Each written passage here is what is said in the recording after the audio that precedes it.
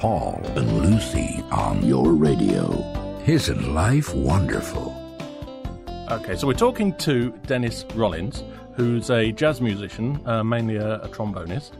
For the benefit of people that maybe haven't come across you and your work before, can you give us a little introduction to yourself and tell us a bit about the music you play? Yes, my name is Dennis Rollins. I'm a trombone player, composer.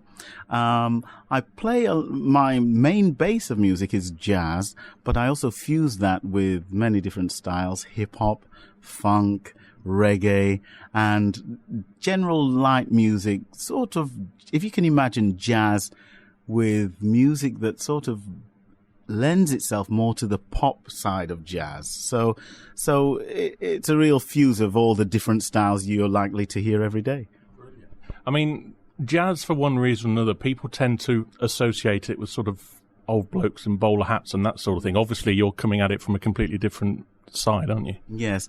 Well, being a trombone player, I think it's important for a number of reasons to try and promote the trombone in a very positive light. So with the trombone, as opposed to playing simply acoustically, I marry the instrument with electric guitar pedals and all kinds of, I wouldn't say wizardry, but a few tools to give the trombone a different voice. So it enables it to be heard in a different light, in a more modern light, if you like.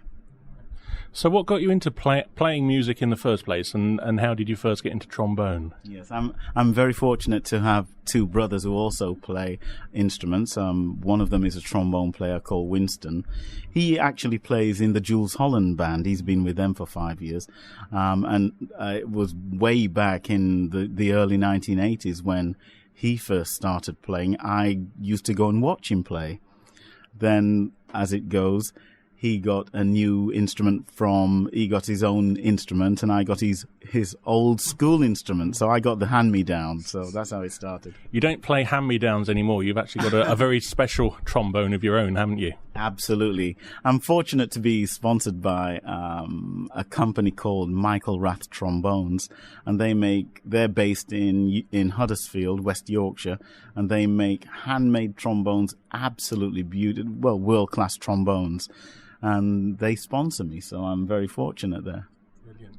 Now, the trombone as an instrument, you can do certain things with a trombone that you can't maybe do with a trumpet or a saxophone, can you? As you know, with the slide and everything. What's special about the trombone for you? For me, it's the fact that it has almost human-like qualities. You can bend notes almost like the human voice. We can slide between notes.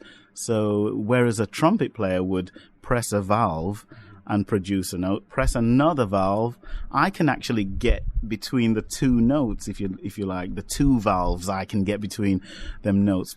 Play long legato notes that's glissando down, that slide down, as opposed to just pressing buttons. My question would be, which players were your inspiration as you were starting out? Wow. As I was starting out, I was very fortunate. I started in brass bands. So in Yorkshire, where I come from, I played in a lot of brass bands to begin with. Then I was introduced to jazz through the music of Count Basie.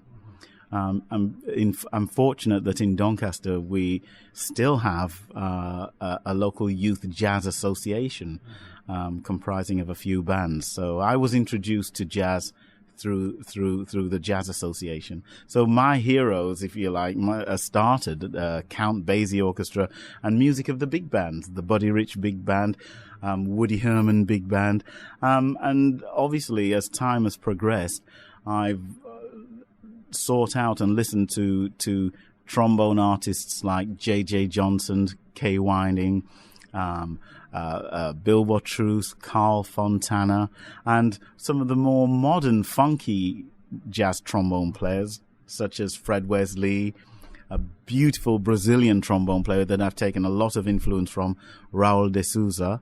And the list is still endless. You know, I'm still discovering trombone players. There are a new batch of trombone players, young American trombone players that really impress me. And yeah, I'm constantly in search.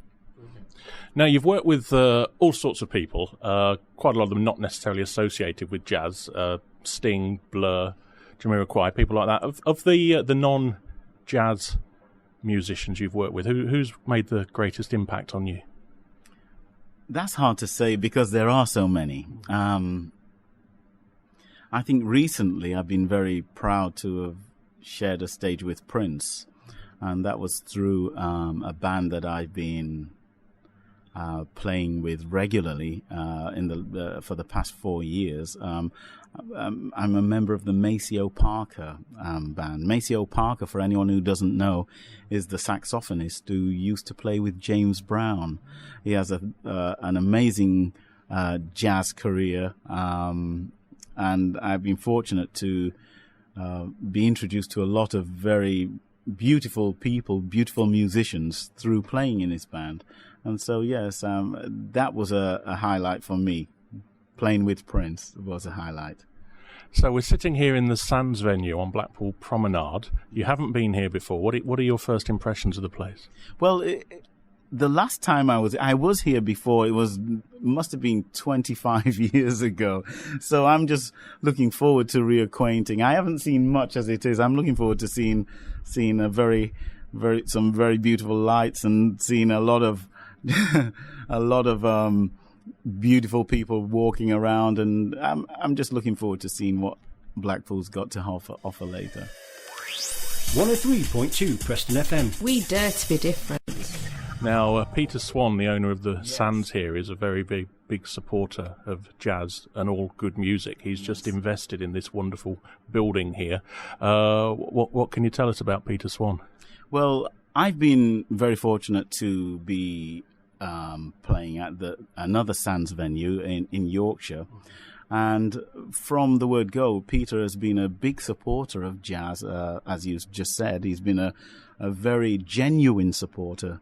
There are a lot of people who say they love jazz, but they look at it purely from, if you like, a financial standpoint. Peter has a love for the music and a love for the musicians. And